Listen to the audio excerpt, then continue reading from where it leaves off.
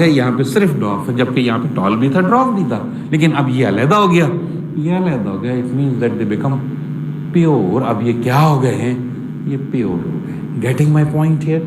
तो इस तरीके से अब आपके पास क्या हो गया, लॉ ऑफ सेग्रीगेशन क्या कहता है, it states that at the time of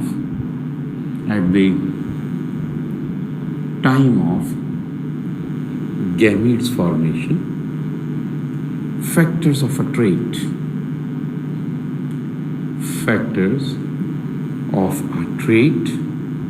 segregate cleanly,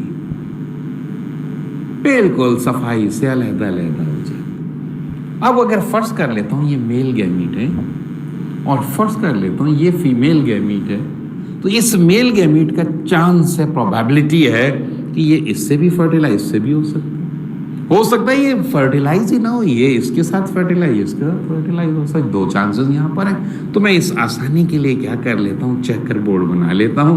mail वाले गैमीट यहाँ रख लेता हूँ और फीमेल वाले गैमीट्स यहाँ रख लेता हूँ। मेल गैमीट्स जब मैंने यहाँ रख लिए, फीमेल गैमीट्स में यहाँ रख लेता हूँ, ये आ गए।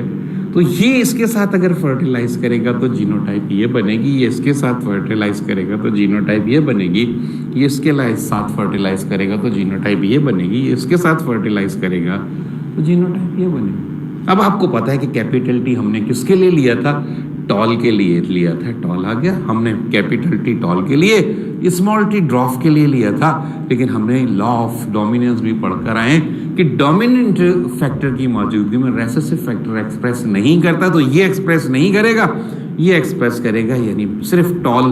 तो प्लांट भी कैसा हो जाएगा, टॉल। यहाँ पे भी प्लांट क्या, अब यहाँ पे दोनों ड्रॉफ के हैं, टॉल है ही नहीं। तो फिर इसका मतलब एक बात और भी पता चली कि रेसेसिव कैरेक्टर अगर वो कंप्लीट रेसेसिव है तो डोमिनेंट की मौजूदगी में एक्सप्रेस नहीं करता, सिर्फ और सिर्फ उस वक्त एक्सप्रेस करता है जब डोमिनेंट फैक्टर मौजूद ना हो। अब यहाँ पे देखें कि दोनों में कैपिटल टी नहीं है, इसका मतलब इसके एक्सप्रेस करने का टाइम आ गया और ड्रॉफ। अब अगर मैं जीनोटाइपिक रेशियो और फिनोटाइपिक रेशियो निकालूं, तो अगर मैं फिनोटाइप देखूं तो मेरे पास दो फिनोटाइप्स आएंगे, फिजिकल अपीयरेंस दो, या तो टॉल हैं या ड्रॉफ है। ये टॉल आ गया, ये ड्रॉफ आ गया। ये जो टॉल है मेरे पास, इसमें से 1 चांसेस कितने, 75 इधर नहीं है कि 75। अगर कॉइन उछाल रहे हैं, उछालने से पहले वो कहता है क्या आएगा, कौन जीतेगा, बोलते हैं पता नहीं, वो तो हमारे हाथ में नहीं है। तो यहाँ से जो है उछालते हैं, उससे पहले हमारे पास क्या चांस है, 50% चांस टेल का होता है, 50% चांस हेड का होता है। लेकिन हमें नहीं पता कि उस 50, ये नहीं कि 50-50 आएगा, एक दफ़ा उछाला तो हेड आया तो अगली दफ़ा उछालूंगा तो टेल आएगा, नॉट एट ऑल, ऐसा नहीं होगा। हो सकता है दूसरी दफ़ा भी उछालूँ तो टेल ही आ जाए, पहली दफ़ा भी टेल आया, दूसरी दफ़ा भी टेल आ जाए, तो ये ज़रूरी नहीं। लेकिन चांसेस क्या है उछालने से पहले, 50% टॉल के चांस हो, यानी टेल के चांसेस हैं, 50% हेड के चांस। यहाँ पे भी 75% टॉल के चांसेस हैं, प्रोबेबिलिटी है, और 25% किसके चांसेस हैं, ड्रॉफ के चांसेस हैं।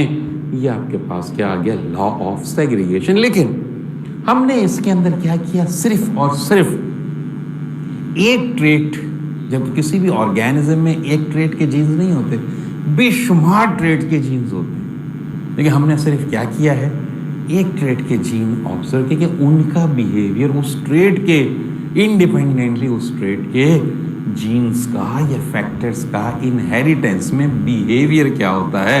इसलिए हम लॉ ऑफ सेग्रीगेशन को और क्या कहते हैं, हमने मोनो एक ही कहते, तो इसको हम सिंगल ट्रेट इनहेरिटेंस का नाम भी दे दें कि law of segregation explain single trait inheritance.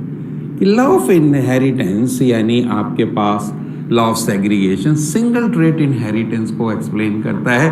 अगर बहुत सारे जीन्स एक साथ, बहुत सारे कैरेक्टर के जीन एक साथ काम कर रहे हो तो वो कैसे करेंगे, उसको ये एक्सप्रेस नहीं करता। इसने यहाँ क्या कंसीडर कर लिया, सारे जीन तो बात ही नहीं की, इसने यहाँ कंसीडर क्या कर लिया कि इन दोनों प्लांट्स के अंदर, इन दोनों प्लांट्स में सारे जीन्स, सारे फैक्टर के जीन्स एक जैसे, सिर्फ एक का फर्क है।